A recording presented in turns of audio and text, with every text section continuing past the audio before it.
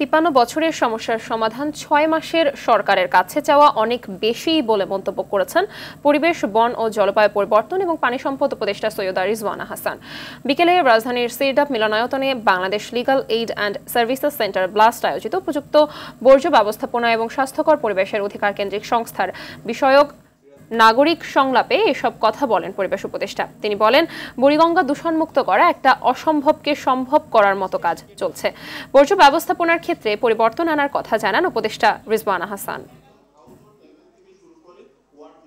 1.5 বছর 2.25 বছরের সরকারকে 53 বছরের প্রগাঢ় হয়ে যাওয়া সমস্যার সমাধান করে দিতে বলেন, সেটা একটু বেশি চাওয়া হয়ে যাবে, কিন্তু চাওয়াটা বেশি না।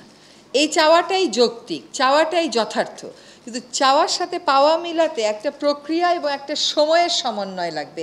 এখন আমাকে এখানে বসিয়ে বলা হচ্ছে যে ওইগুলো আপনি বলছিলেন না, এখন আপনি এগুলো সব ঠিক করে দিয়ে যান। এখন আমি এগুলো পারলে তো আমি ঠিক করে দিয়েই যেতাম, কারণ তাহলে এখান থেকে চলে যাওয়ার পর আমার আর কোনো কাজ থাকতো না।